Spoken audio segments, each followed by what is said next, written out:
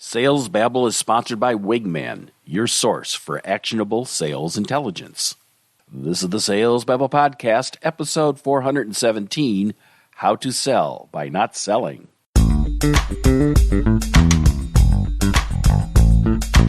Welcome to Sales Babble, the podcast that shares selling secrets for non-sellers. And now your host, Pat Helmers. Hello, Sales Babblers. This is Pat Helmers. And just this week, I'm completing an industry business survey, and one respondent had a troubling answer when asked about business challenges.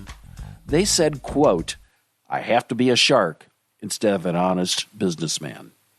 That hurts. So let me ask you, deep down inside, when you think about sales, is that how you see it? Do you think you need to be a fast-talking shark to be a top sales guy or gal? It's not. In fact, the best way to sell is to sell by not selling. I just read a recent study presented at a Chicago conference, and it revealed that today's sales managers are being tasked with overseeing large and increasingly disparate teams, and this has only grown more since the pandemic. Almost half of today's frontline sales managers, 46%, oversee teams of 11 or more reps, while 79% manage at least one remote employee.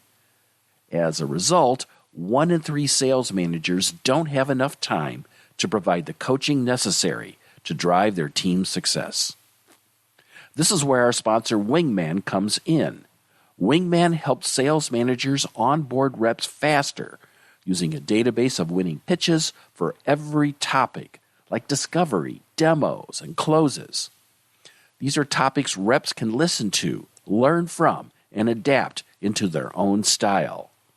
Wingman gathers intelligence from your CRM, email, and your recorded conversations to identify at-risk deals, then give sales managers accurate pipeline forecasting. Go to trywingman.com/salesbabble and get a free demo for a free trial today. Wingman, it's your source for actionable sales intelligence.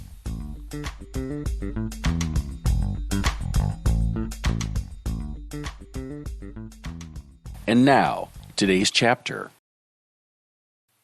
When the master sells, prospects are hardly aware of it. To them, it's just a conversation about their lives. Next best is a seller who is loved. Next is one who is feared as sleazy. The worst is one who is considered a huckster. If you don't trust the customer, you make them untrustworthy. The master seller doesn't talk. They act. When the sale is closed, the people say, "We chose wisely." And now today's story. Chris was excited to start a new sales position, promoting services that could save clients significant time while maintaining quality. Chris's sales manager, Pat, took Chris out on their very first sales call. Chris was shocked at what happened. At the sales call, Pat never showed the PowerPoint that they had worked on all week.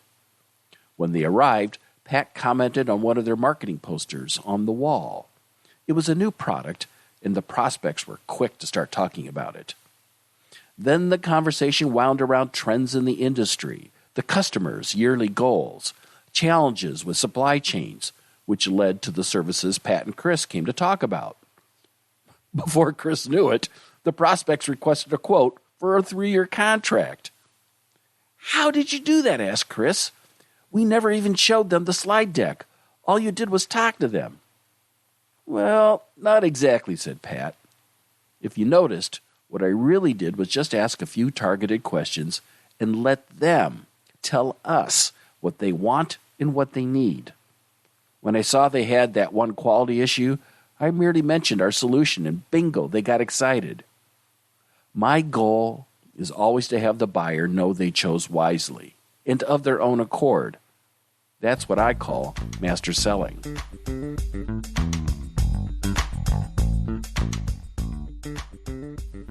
There is a German proverb that goes like this: Ein Krämer, der Mausegut nicht für Pfeffer ausgeben kann, hat sein Handwerk nicht gelernt.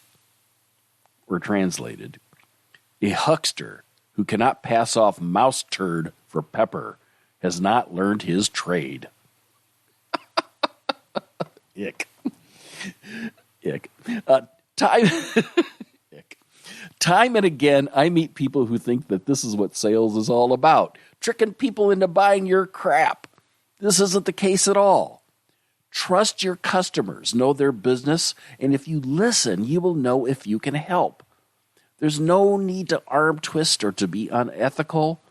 Your goal is to make sure the buyers will say they chose wisely, and then provide you a strong reference and even referrals when the deal is done. Now, to download a copy of this week's Tao Te Ching of Sales chapter, you can find it in the show notes at www.salesbabble.com. You can also find links to our sponsor, Wingman. Wingman is your source for actionable sales intelligence. Go to trywingman.com/salesbabble and get a free demo for a free trial today. Wingman, it's your source for actionable sales intelligence. Please take a moment to subscribe to the podcast, plus go to salesbabble.com. While you're at the website, sign up for our email list, and you'll be able to download a free copy of the Tao Te Ching of Sales ebook. This book has been the inspiration for these Sales Babble episodes, and you can see what topics we'll be covering in the future.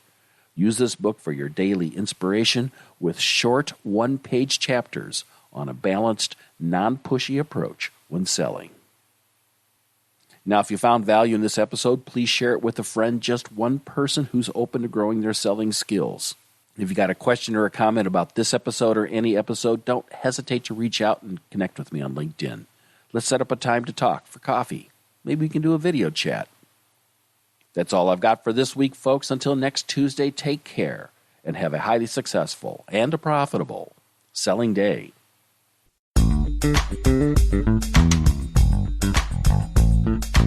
Thank you for listening to the Sales Babble podcast. Find us at www.salesbabble.com.